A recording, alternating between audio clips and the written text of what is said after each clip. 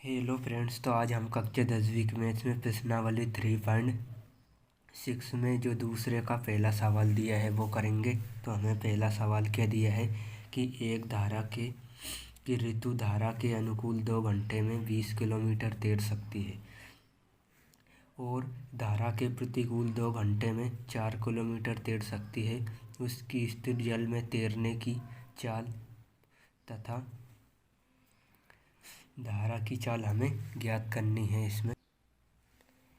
तो यहाँ पे हमें क्या दिया है, कोई लड़की है जो ऋतु नाम की वो धारा के अनुकूल मतलब जिधर धारा बह रही है उसी तरफ वह 2 घंटे में 20 किलोमीटर तैर सकती है और धारा के प्रतिकूल मतलब धारा जैसे कि पूर्व दिशा में बह रही है और वो पश्चिम दिशा में तैरने का प्रयास करती है तो वो कितना तैर पाती है, 2 घंटे में 4 किलोमीटर तैर सकती है। तो हमें क्या करना है, उसकी स्थिर जल में तैरने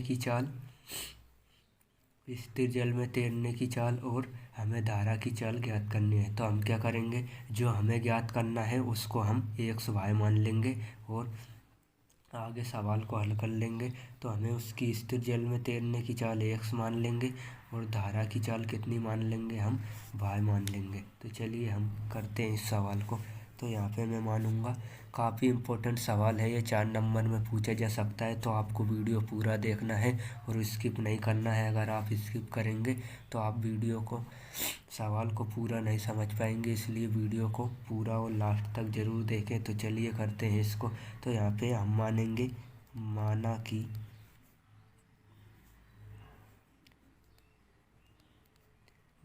कि स्थिर जल में तैरने की चाल, माना कि स्थिर जल में तैरने की चाल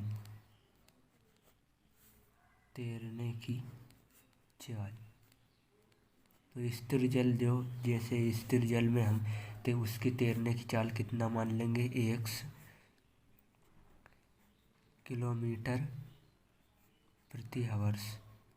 यहाँ पे x ये नहीं आएगा, x किलोमीटर मतलब वह स्थिर जल में कितना तैरती है, x किलोमीटर प्रति घंटा मतलब 1 घंटे में x किलोमीटर तैरती है।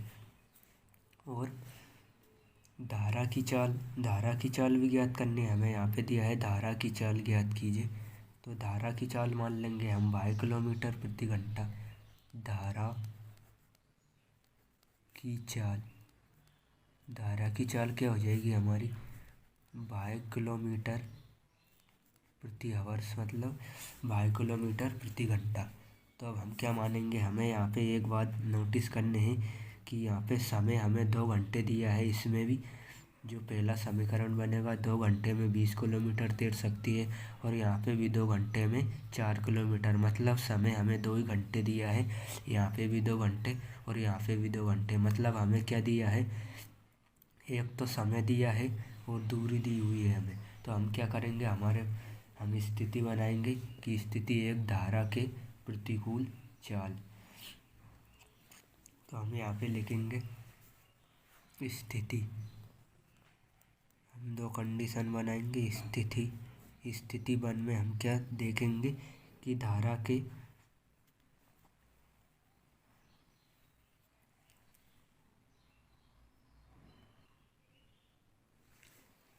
तो हमारे यहाँ पे स्थिति बनेगी कि धारा के अनुकूल, यहाँ पे दिया है धारा के अनुकूल। तो हम लिखेंगे स्थिति 1 धारा के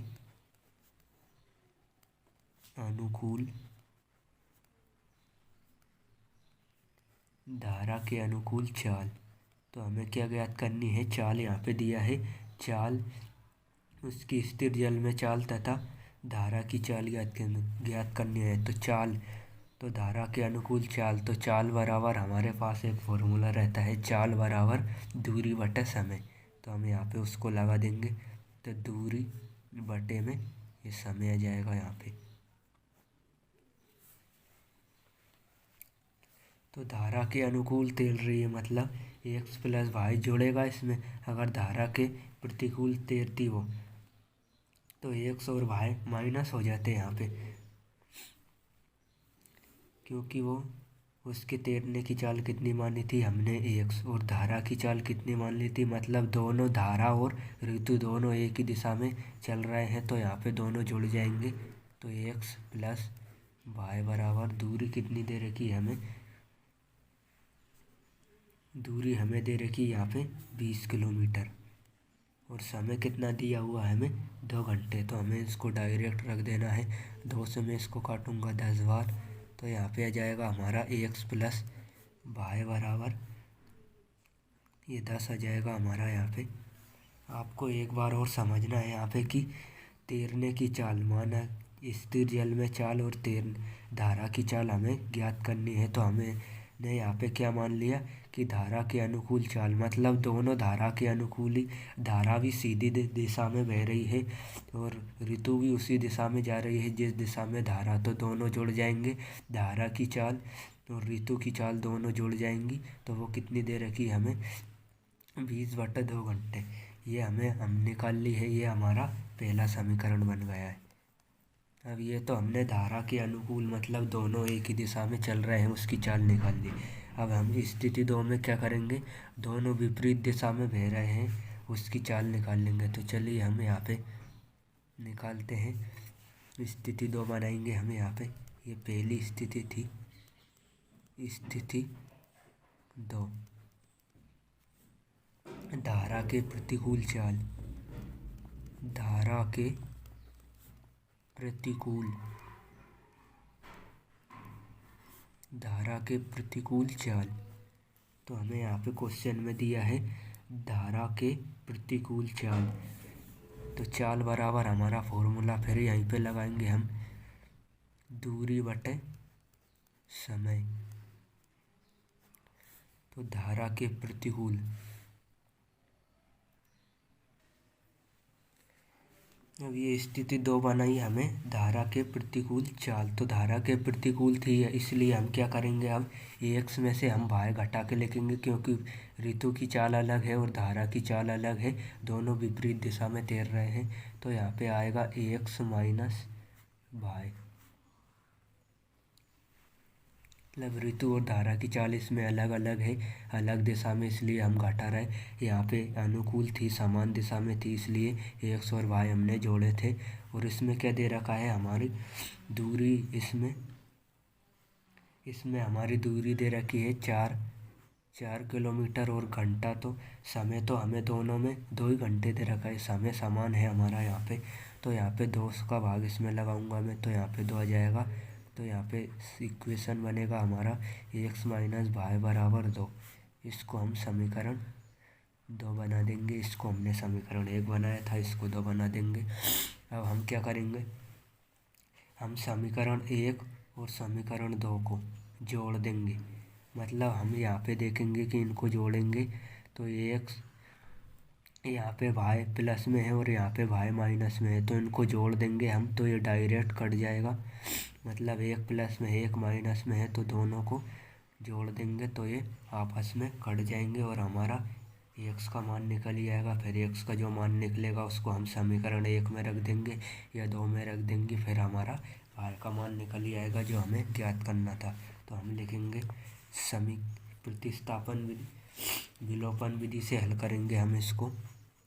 तो हम यहाँ पे लिखेंगे समीकरण 1 व 2 को विलोपन विधि से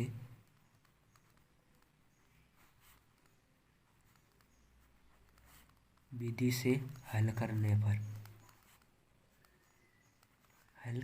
पर तो हम यहाँ हल करेंगे तो यहाँ पे आ जाएगा x प्लस वाई बराबर 10, ये समीकरण 1 है हमारा और ये समीकरण 2 हो जाएगा, और यहाँ पे हो जाएगा x माइनस वाई बराबर 2।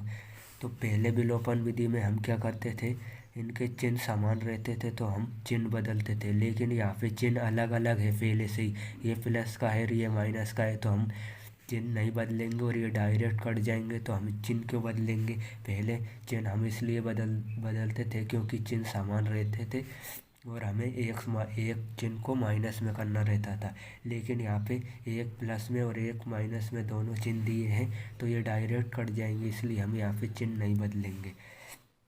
तो यहाँ पे ये प्लस में है और ये माइनस में है, तो ये दोनों कट जाएंगे। तो यहाँ पे मतलब जोड़ रहा है हमें यहाँ पे, तो ये एक्स प्लस में है और ये माइनस में है, तो ये भाई माइनस भाई, तो कितना हो जाएगा 0, तो कुछ नहीं बचेगा। और यहाँ पे भी इसको जोड़ेंगे तो ये एक्स प्लस में है और ये एक्स भी प्लस में है, तो कितना हो जाएगा, ये हो जाएगा 2x बराबर, इनको भी जोड़ेंगे हम। तो यहाँ पे आ जाएगा 12, 10 प्लस 2 बराबर 12, और यहाँ पे x का मान निकलेगा 12/2। तो ये 2 से 6 बार कटेगा, तो x बराबर हमारा निकलेगा 6।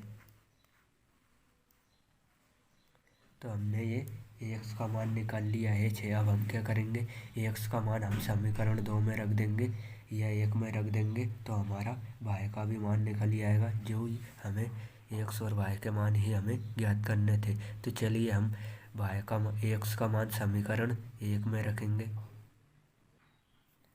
तो मैं यहाँ पे लिखूँगा x का मान समीकरण 1 में रखने पर, तो x का मान समीकरण 1 में रखने पर, तो समीकरण 1 क्या था हमारा, समीकरण 1 में रख दो मान या समीकरण 2 में रख दो, मान सेम ही निकलेगा हमारा। तो हम समीकरण 1 में रखेंगे यहाँ पे। तो समीकरण 1 क्या था, एक बार मैं उसको लिख लेता हूँ। तो समीकरण 1 था हमारा x प्लस वाई बराबर 10 था। तो हमारा x का मान हम यहाँ पे रख देंगे 6, तो हमारा y का मान निकल ही आएगा। तो x का मान यहाँ पे मैंने कितना रखा, 6 प्लस y बराबर ये 10। तो y का मान कितना निकला हमारा, ये 10 बराबर में है, तो ये इधर आके ये प्लस में है तो माइनस में हो जाएगा, तो माइनस का 6। तो y बराबर ये 10 माइनस, तो कितना बचेगा, यहाँ पे 10 में से 6 जाएंगे तो 4 बचेगा। तो ये हमारा y का मान भी निकल ही आया है। तो ये हमने एक बार हमने समीकरण 1 से निकाला है। अगर आप कहें तो मैं समीकरण 2 से भी निकाल सकते हैं, मान सेम ही निकलेगा। तो चलिए समीकरण 2 से भी एक बार मैं निकाल के बता देता हूँ, मान सेम ही निकलेगा। तो यहाँ पे ये x माइनस वाई बराबर 2, ये हमारा समीकरण 2 है। तो हम यहाँ पे x का मान रखेंगे। तो चलिए x का मान रखेंगे, तो x का मान 6 है माइनस वाई बराबर 2। तो यहाँ पे ये माइनस वाई यहीं पे रखा और ये 2 है, तो 2 और ये प्लस में है, तो इधर आके माइनस में हो जाएगा, तो माइनस का 6। तो माइनस वाई बराबर यहाँ पे माइनस का 4 बचेगा, ये माइनस से माइनस कट जाएगा, तो वाई बराबर 4। तो ये समीकरण 1 से भी हमारा y का मान 4 निकला और समीकरण 2 से भी हमारा y का मान 4 निकला। तो हम किसी से भी समीकरण से y का मान निकाल सकते हैं। तो हमारा ये दूसरे का पहला सवाल कंप्लीट हो चुका है। काफ़ी इम्पोर्टेंट सवाल है, 4 नंबर में पूछा जा सकता है। तो चलिए अब हम दूसरा सवाल करेंगे। तो दूसरा सवाल दिया है हमें, ये भी काफ़ी इम्पोर्टेंट सवाल है, 4 नंबर में पूछा जा सकता है। आप इसको मैथ में भी देख सकते हैं, पेज नंबर 75 पे ये दिया हुआ है।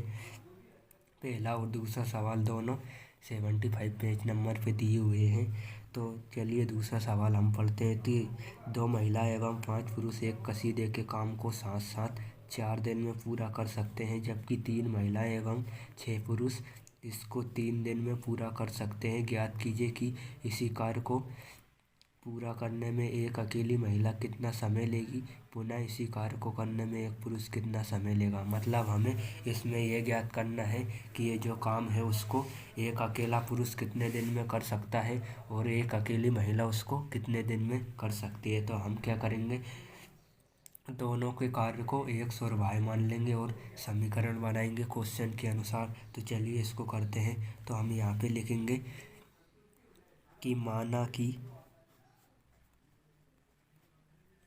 कि एक महिला द्वारा, क्योंकि हमें एक महिला का ही निकालना है तो हमें एक ही महिला का मानेंगे। माना कि एक महिला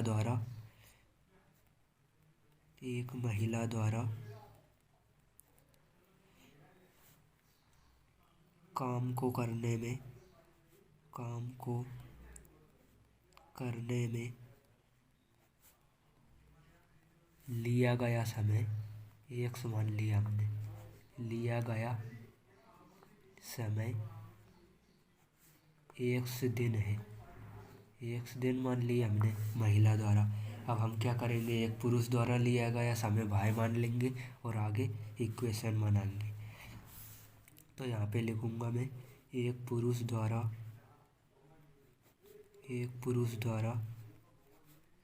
काम को करने में।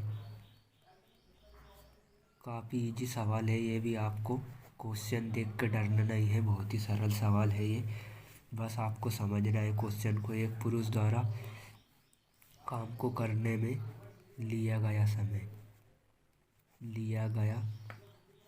समय हमने कितना मान लिया, भाई दिन मान लिया हमने।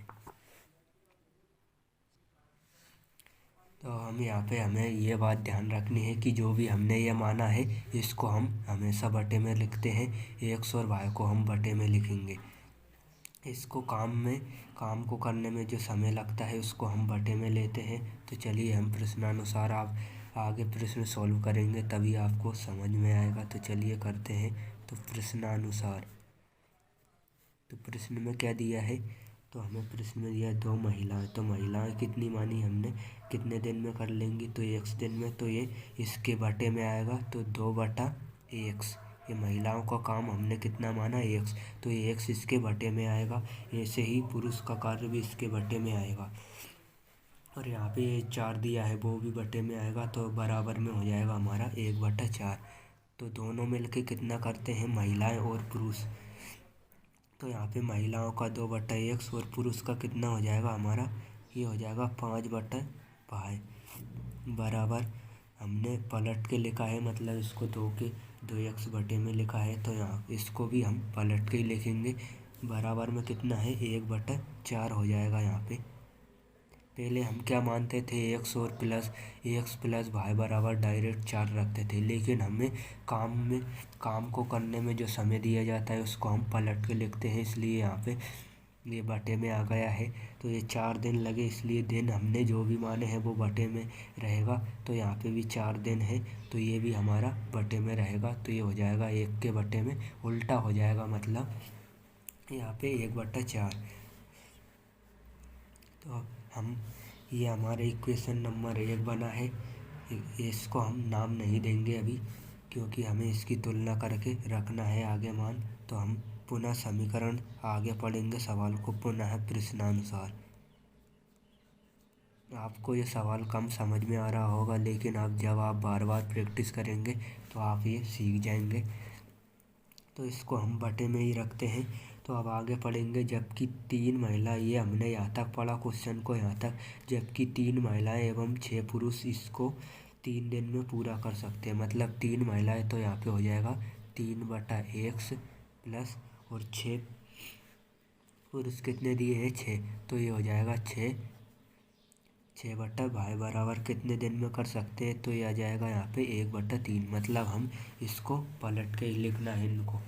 तो अब हम क्या करेंगे, यहाँ पे भी हमने x ही नीचे यहाँ पे भी है और इसमें भी है x नीचे, और भाई यहाँ पे भी है नीचे, और भाई यहाँ पे भी है नीचे।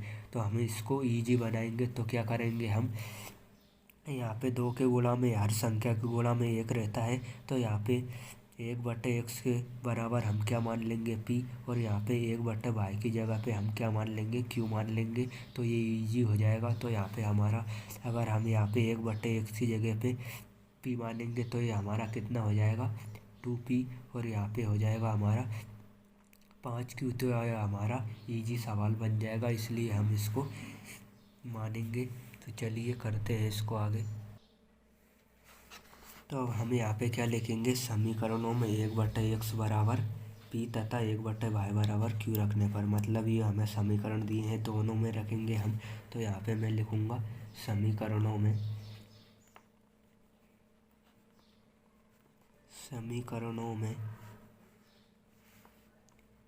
1/x बराबर p तथा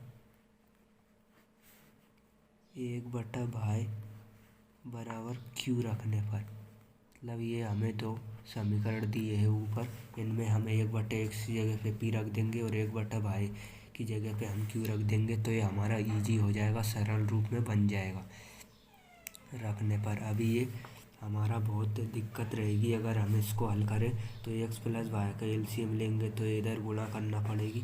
तो अगर हम इसको ये मान लें 1/x बराबर p तथा 1/y बराबर q, तो ये हमारा इजी रूप में बन जाएगा और हम इसको आसानी से सॉल्व कर पाएंगे।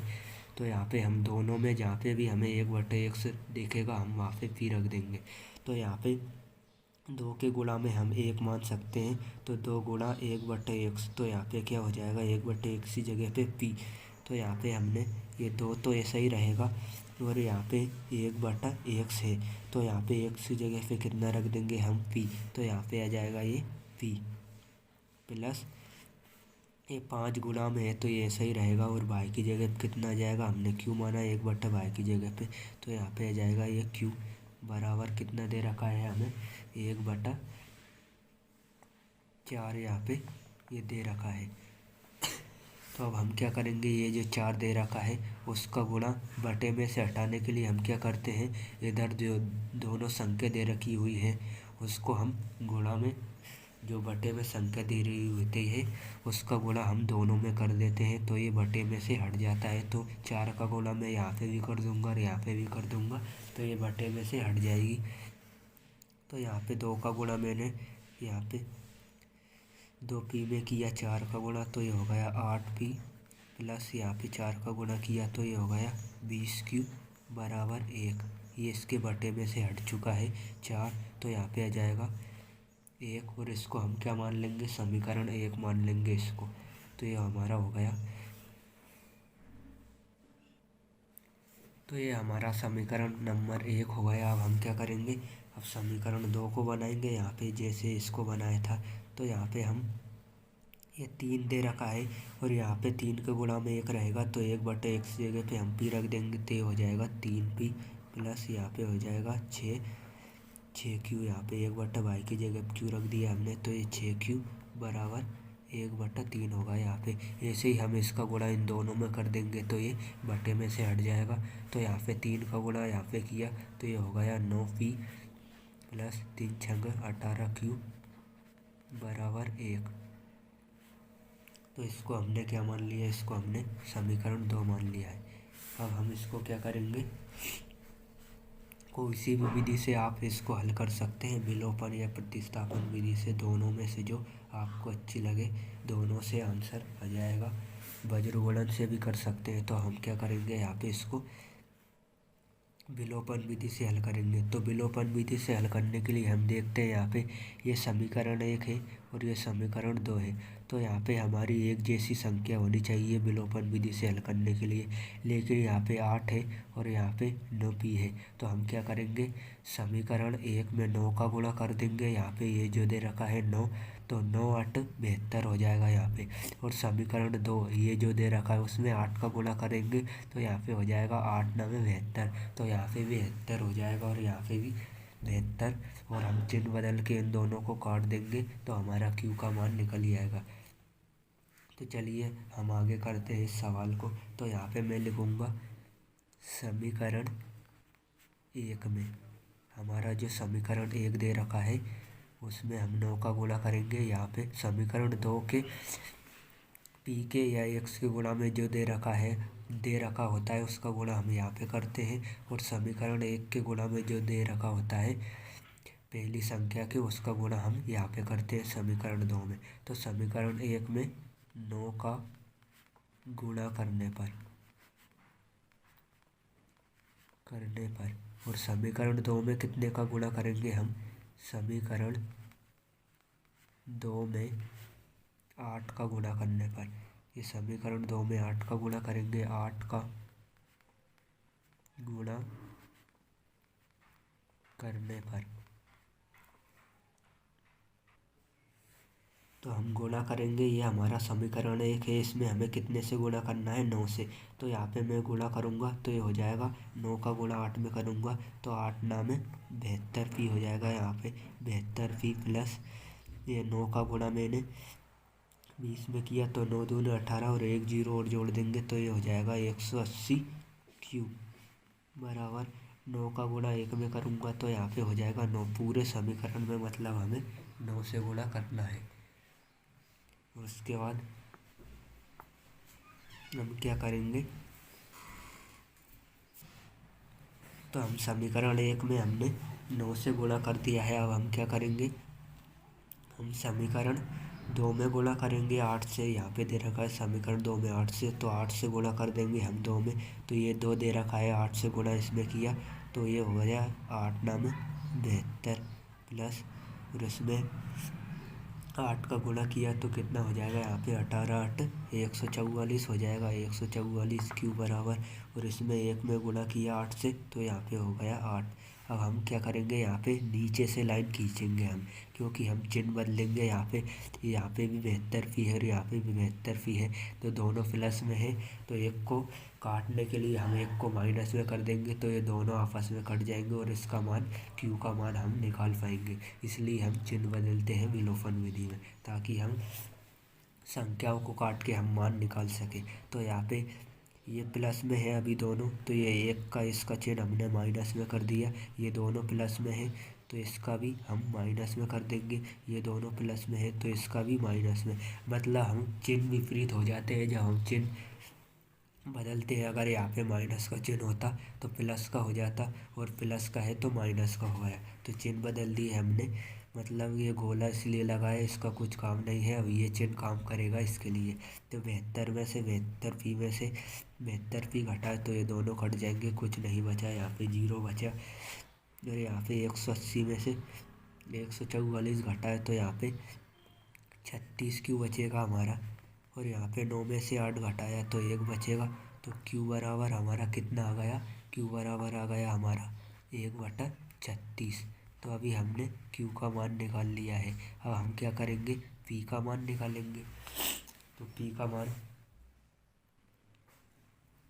तो अब हम पी का मान निकालने के लिए यहाँ पे क्यू का मान समीकरण 1 में रख देंगे। तो मैं यहाँ पे लिखूँगा क्यू का मान समीकरण 1 में रखने पर, तो क्यू का मान मैं समीकरण 1 में रख दूंगा रखने पर।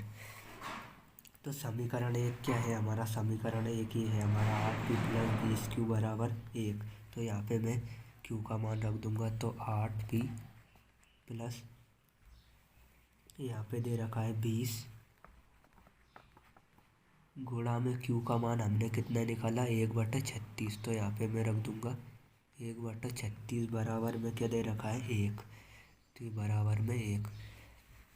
तो यहाँ पे ये कितने से कट रहा है हमारा, ये 4 से कट जाएगा, 4 और 5 20 और 4 9 36।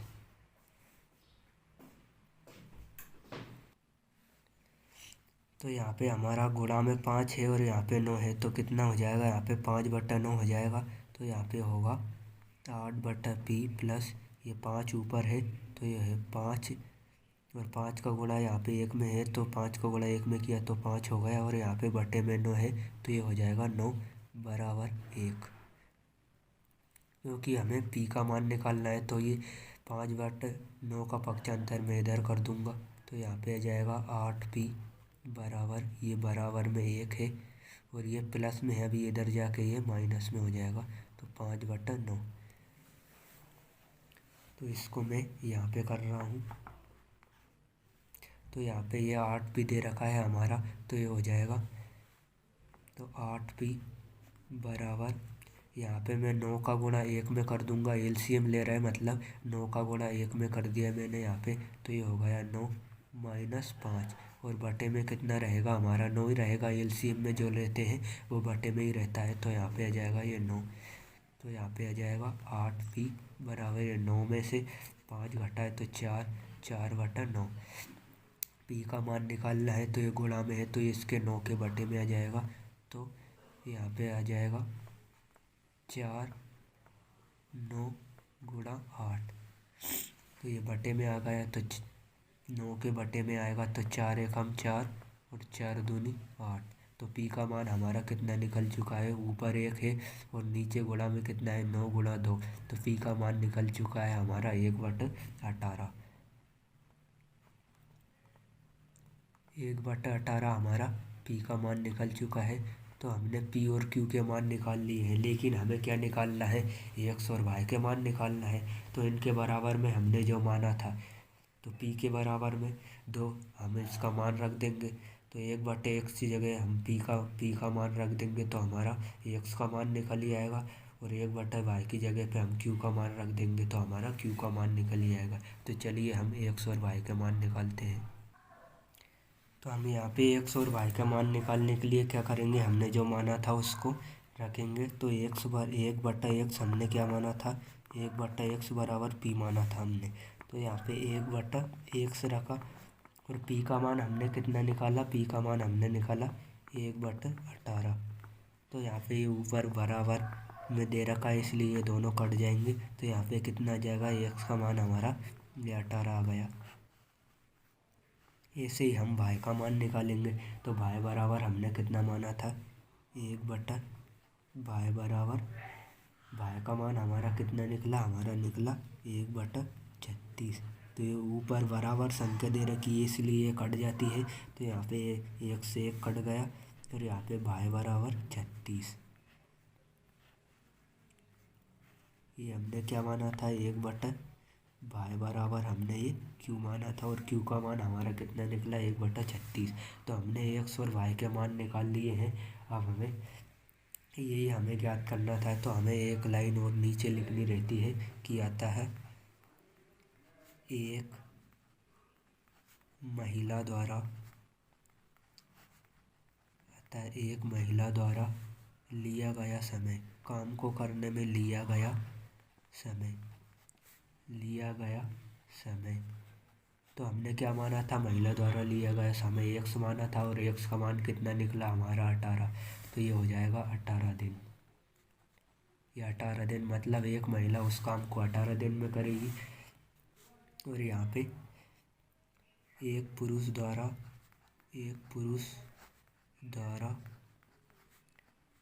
लिया गया समय, काम को करने में लिया गया समय भाई बराबर कितना निकला हमारा 36 दिन। मतलब उस काम को अगर एक अकेली महिला करेगी तो 18 दिन में कर देगी और एक पुरुष करेगा तो 36 दिन में कर देगा। तो हमारा ये दूसरा सवाल कंप्लीट हो चुका है। तो ये दोनों सवाल काफ़ी इम्पोर्टेंट थे, पहला और दूसरा 4 नंबर में पूछे जा सकते हैं। तो आप इन सवालों की प्रैक्टिस ज़रूर करें। अगर आपको वीडियो पसंद आया है तो इसको लाइक, शेयर और सब्सक्राइब ज़रूर करें। और यदि चैनल पर पहली बार आए हैं तो इसको बेल आइकन पर सेलेक्ट कर लें, जिससे कि मेरी आने वाली वीडियो आपके पास जल्दी से जल्दी पहुंच जाए। मिलते हैं अगले वीडियो में, तब तक के लिए धन्यवाद।